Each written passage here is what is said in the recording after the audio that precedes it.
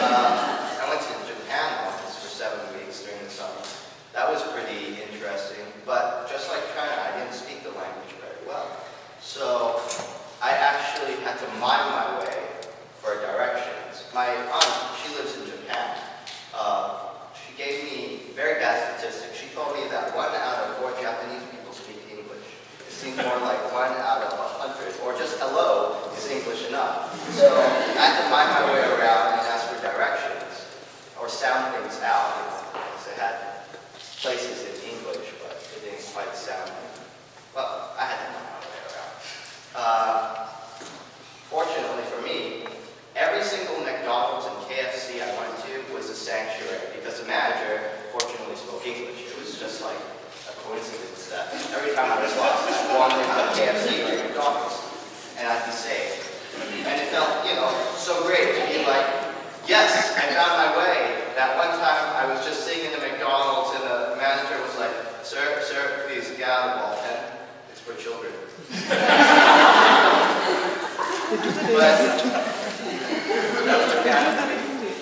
I've also been to Indonesia back when I was young, but I've only had photographs and not memories, so I'd open up the photo album every once in a while and look and be like, oh wow, I'm in the Londonderry Zoo, there's a dolphin kissing me, oh that's great. Oh wow, I'm sitting next to a tiger, he doesn't look too happy. Why am I sitting next to a tiger? Why am I not looking at it through a cage? Oh wow, okay, but enough of that. High school came and went without too much incidents. For the most part, everyone conformed to studying hard, they just wanted to get to college. There was no time for bickering. There was still a few instances with UNRE characters. I could merely deflect those insults into a chasm in my mind and just forget about it. But the whole high school thing, I felt really detached because everyone was just studying and they weren't focusing on their lives. My own detachment led to some deep soul searching. My worst psychological years came through high school. I had to wonder who I was and where I was headed. It was a difficult time. I questioned myself, my roots, my upbringing, and religion, and my future all in one go. It was just like this huge, big medicine pill. And believe me, I had my fair share of hard-to-eat objects because, back when I was small, my parents were like, oh, you should eat this medicine, it'll make you grow taller. Or, oh, you should try this cod liver oil. And I'd be like, cod liver oil? That's disgusting. And they're like, okay, we'll buy a better thing. Orange-flavored cod liver oil.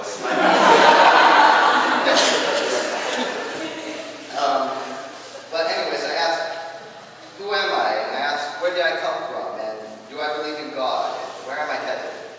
But at the same time, I found solace and terror. And it was just this huge meld and then a void. And then I didn't want my life to be a void. I am who I am. Where I came from was a solid fact. Whether there is a God or not, his church was a community that gave people reason to care about others. I did not know where I was headed in the long term, but circumstance pushed me on to New York. I remember applying to a few UCs, University of California, and a few schools in New York. I applied to one SUNY study program. I didn't feel like staying in the warm, sometimes arid California. I mean, my parents, they enjoy Indonesia. That's like, what, 100-something degrees? I can't stand that. 100-something degrees. Oh, man, elementary school. I'd sit in the shade and still sweat. And I'd be like, oh, let recess be over. I wanted to go to the city. I wanted to see sights. I wanted to see the snow because I was most familiar with the snow upstate. I mean, come on, September, October, there's already a lot of snow upstate. I remember this because one time my mother was like, you can't go trick-or-treating, it's too cold. And I'm like, but it's just snow. And she's like, when it snows, it's too cold to go outside. So, the only snow that I had in California fell on high school for 10 minutes and evaporated. So, I didn't mind. I also applied upstate back to the University of Rochester. They placed me on a waiting list. I wanted to wait it out, but per usual, my parents spurred me on. They were like, go somewhere, do something with your lives. Don't mope at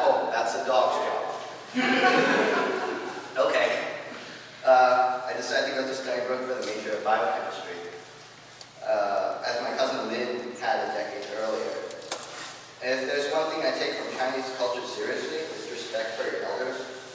Lynn's mother, my eldest son, told me to go to Stony Brook. And you do not want to argue with a tall, powerful, independent, 60-something-year-old woman who goes to Y like every other day. Trust me, she beats me up. Last time I had a good talk with her, she said she was writing a book about her life. She's a survivor, and whenever I feel like giving up, images in my mind saw me buying her completed book, reading it, and having it punch me in the face for thinking about giving up. You really don't want this to work. After deciding to go to Stony Brook, they sent a recruiter out to greet me. I can remember clearly some of the pitches thrown at me. Our school is very diverse, close to 1/3 Asian. Immediately my mind thought, what? Are you serious? I don't care. Threw me off with, we have a great student-to-staff ratio. I found myself amused and unhappy at the moment about this. The diversity was nice, but it still led to strong polarization on campus. And the student-to-staff ratio apparently never applied to the large lecture halls where you have 600 or so students taking the same class for multiple majors requirements.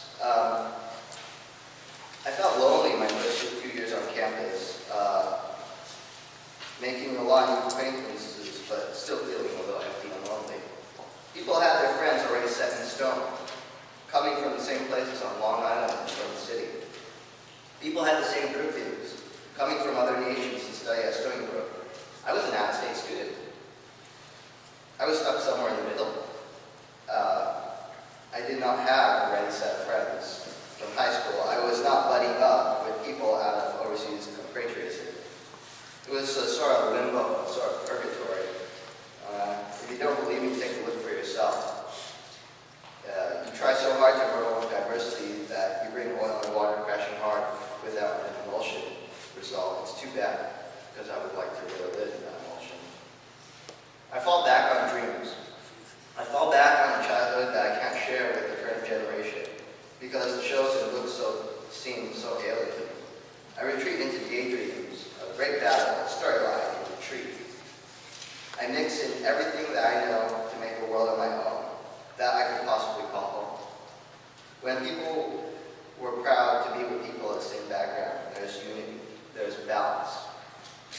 My Oriental mind classifies Occidental elements into boxes. The 4 elements, and the landmass known as Europe, Asia, Africa, that many people call vaguely as ancestral ground. Europe was strong and sturdy, knights and armors. The Middle East was full of fast horses, fast scimitars, like wind. Africa burned with strong spirits and strong fire. Asia remained with Zen-like monks with placid minds, such as undisturbed water. A decade of dreams, a whole decade of dreams. But I wake up, I take a look around.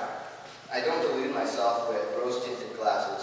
I walk around with bright yellow spectacles, giving everything screaming to see why we are the way we are.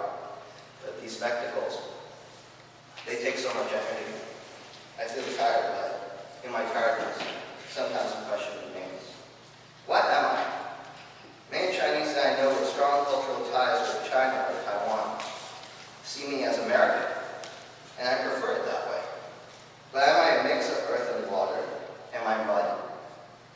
But is this why I'm so undesirable to make fast friends and strong relationships with those of the same China? Is this why they delicately trod on me, not willing to crush me underfoot entirely, but just tentatively keep me from messing up their roots? It seems to me that I'm only Chinese when they need my help. It seems to me that I'm only Chinese if they want to share in my accomplishments. It seems to me that I'm only Chinese when they see fit. It's not up to me. It seems unfair.